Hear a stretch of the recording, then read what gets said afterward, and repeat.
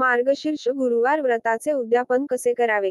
नमस्कार मित्रांनो, आज आपण मार्गशीर्ष गुरुवार व्रत आणि यावर्षी एकादशीचा संयोग याबद्दलची संपूर्ण माहिती जाणून घेणार आहोत. तुम्हाला व्रताच्या उद्यापनाविषयी असलेले सर्व प्रश्न येथे स्पष्ट होतील.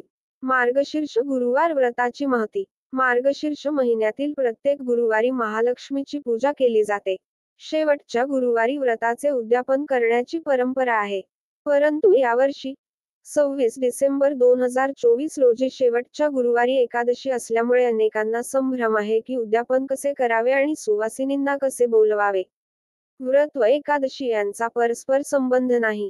पहिली गोष्ट म्हणजे मार्गशीर्ष गुरुवार व्रत आणि एकादशी ही पूर्णतः वेगवेगळी व्रते आहेत.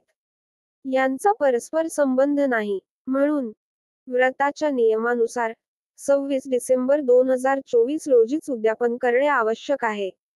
ज्यांचा एकादशीचा उपवास नाही, त्यांनी काय करावे? व्रतानुसार नेहमीप्रमाणे उद्यापन करा. महालक्ष्मीला नैवेद्य दाखवा. सुवासिनींना जेवायला बोलवा. परंतु सुवासिनींचा एकादशीचा उपवास नसावा. ज्यांचा एकादशीचा उपवास आहे, त्यांनी काय करावे? एकादशीच्या दिवशी व्रताची पूजा करा आणि फक्त तीर्थ घ्या. रात्री उपवासाचे पदार्थ ग्रहण करा.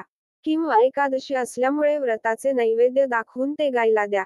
उपवास चालू ठेवून व्रत विधान पूर्ण करा.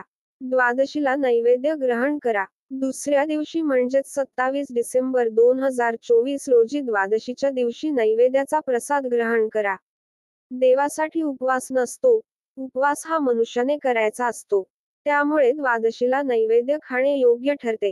सारांश: शेवटच्या गुरुवारी एकादशी आली तरी डिसेंबर 26 रोजीच व्रताचे उद्यापन करा. एकादशी व व्रत नियमानुसार पूजाविधी योग्य प्रकारे पार पाडा. जर तुम्हाला हा विषय महत्त्वाचा वाटला, तर नक्कीच लाईक, शेअर आणि सबस्क्राईब करा. पुढच्या व्हिडिओत भेटूया.